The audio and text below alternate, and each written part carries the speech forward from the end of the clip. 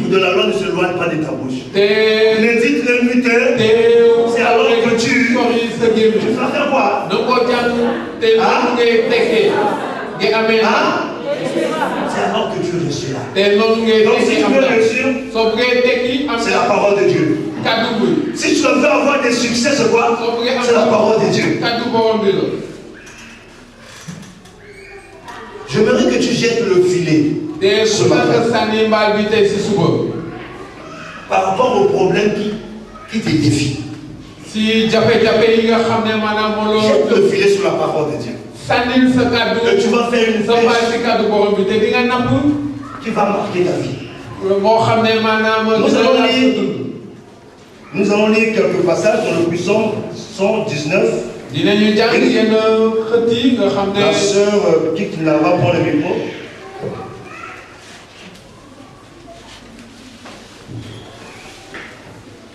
On prend d'abord le verset 9.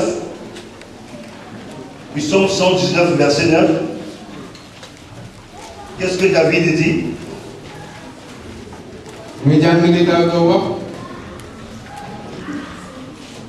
Psaume 119, verset 9. Psaume 119, verset 9. Comment le jeune homme rendra-t-il pur son sentier en se dirigeant d'après ta parole? Comment le jeune homme rendra-t-il pur son chantier? C'est lorsqu'il va prendre la résolution de se diriger vers la parole de Dieu.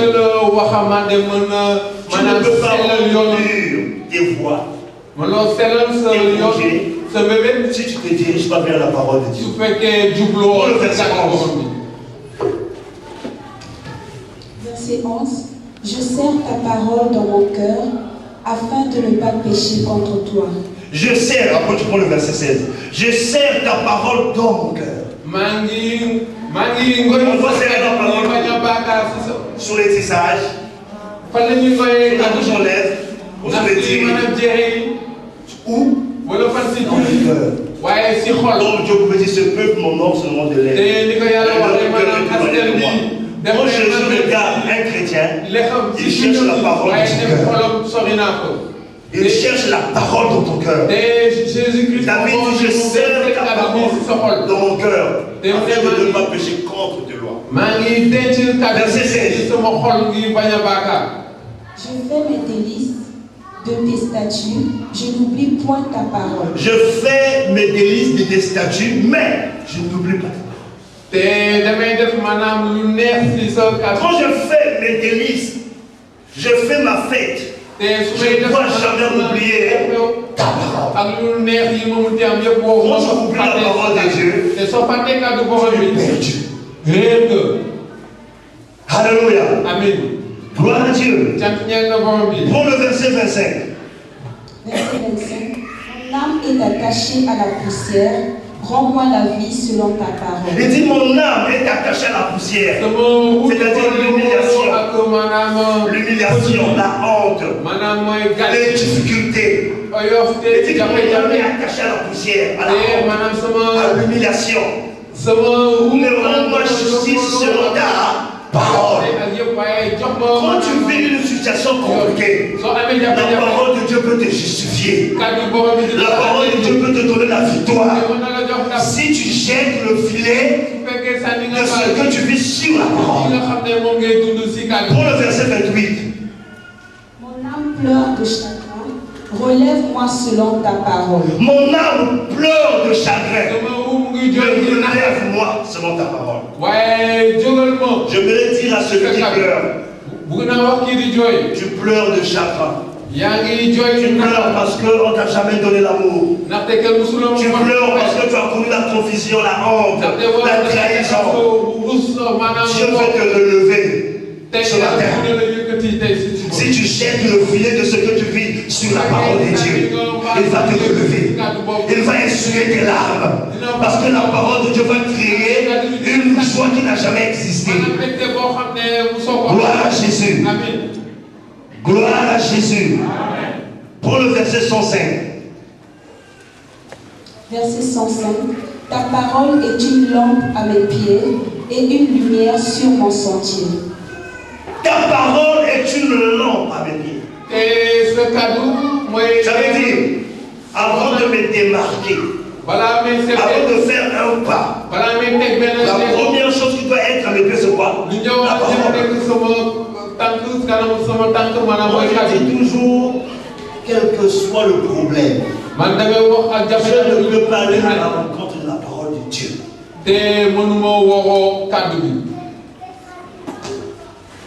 Jamais. Jamais. Je veux faire ce que la parole de Dieu me demande de faire. Qui est l'échec? Qui est la victoire? Je veux obéir la parole de Dieu. Donc quand tu marches dans tes projets, quand tu pars au boulot, quand tu rentres dans une relation, à tes pieds, il faut qu'il y ait la parole de Dieu. C'est-à-dire que c'est la parole de Dieu qui doit conduire, diriger tes pas. Alléluia. Et moi je pense, le filet ne nous permet pas seulement d'attraper un poisson ou un animal. Parce que Pierre était un pécheur. Jésus-Christ a changé sa profession. Jésus-Christ a changé sa carrière. Et je crois que ce matin, Jésus-Christ va changer la profession que le diable t'a donnée, qui n'est pas le tien. Et va te faire rentrer dans la profession qui t'avait destinée. Alléluia. Parce que dans Jérémie 29, il dit, je connais les projets que j'ai formés pour toi. Et je déclare, tout projet de l'ennemi qui influence ta destinée, qui t'empêche de rentrer dans ta destinée prophétique, est révoqué ce matin au nom de Jésus. Et je déclare, rentre dans ta destinée prophétique, et jette le filet sur la parole de Dieu, et rentre dans le plan de Dieu. Vous savez, il y a des gens qui vivent le destin à la place de la destinée. Il y a une différence entre le destin et la destinée. Le destin, c'est une fatalité. Le destin, c'est du karma. Le destin, c'est le plan de l'ennemi pour ta vie. Je prends l'exemple de la femme qui souffrait de la femme qu'on avait attrapée dans l'adultère. Les accusateurs, ils ont dit au Seigneur, la loi de Moïse exige qu'elle soit lapidée. Le destin, c'est la loi. Alléluia. Le destin, c'est la loi. La destinée, c'est la grâce. Et cette femme croyait que c'était son destin de mourir. Jésus a regardé ses accusateurs. Celui qui n'a jamais péché parmi vous, fasse quoi? Jette la première pierre. Et se sont rendus compte, même en eux, il y avait le péché. Ils étaient obligés de fuir. Et qu'est-ce que Jésus-Christ a dit à cette dernière? Va, ne pêche plus. Personne ne t'a condamné. Mais pendant que cette femme était accusée, Jésus est en train d'écrire. Il est en train d'écrire quoi? Il est en train d'écrire la destinée de cette femme. Jésus ne pouvait pas condamner cette femme. Parce qu'elle est dans sa mission. Il devait mourir alors pas pour elle. Pour l'introduire dans sa destinée. Le destin est venu par le premier Adam. Mais la destinée est venue par le deuxième Adam. Lorsque nous donnons notre vie à Jésus-Christ, nous ne marchons plus dans la destinée, dans le destin. Autant pour moi. Le destin n'a plus le pouvoir sur nous. Le destin, c'est le plan de l'ennemi contre ta réussite. Mais Dieu connaît le projet, la destinée qu'il a formé pour toi. C'est-à-dire, avant que tu existes, Dieu t'avait prédestiné. Alléluia. Avant que tu existes, Dieu t'avait prédestiné de devenir d'être ma femme.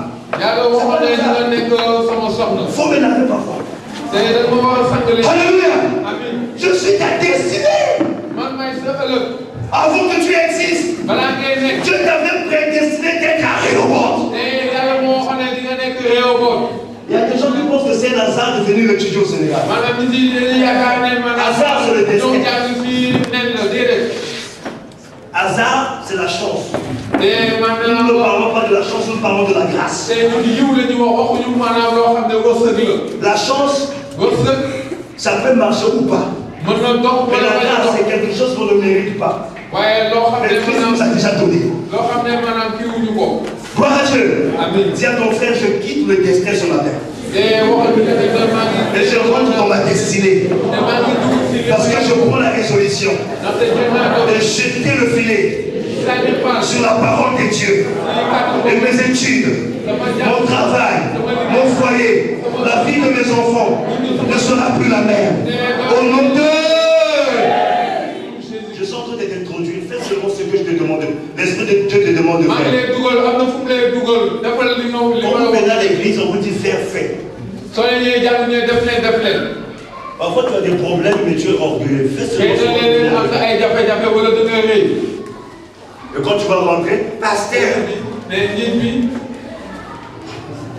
y a des gens pourquoi tu m'appelles seulement ils ont des problèmes, je sais. On va rentrer à Dakar. Quelqu'un m'a appelé. Pasteur, je sais que tu ne vas plus me reconnaître. Tu le sais déjà. J'étais chrétien de Réobot, je priais à Réobot quand j'étais à Dakar. Je m'appelle Tom. Moi je m'en suis j'ai fait une année à Brazza. Maintenant, ça fait une année que je suis en France. Pendant 2 ans depuis qu'il a quitté Réobot et m'a jamais appelé. Mais quand il est arrivé, j'ai dit à Léa, il faut que je parle, il y a un problème. Mais parce que je dors pas bien. La nuit, appelle-moi demain. Il y a des relations par intérêt. Maintenant, on t'introduit dans la relation avec Jésus par le suturant.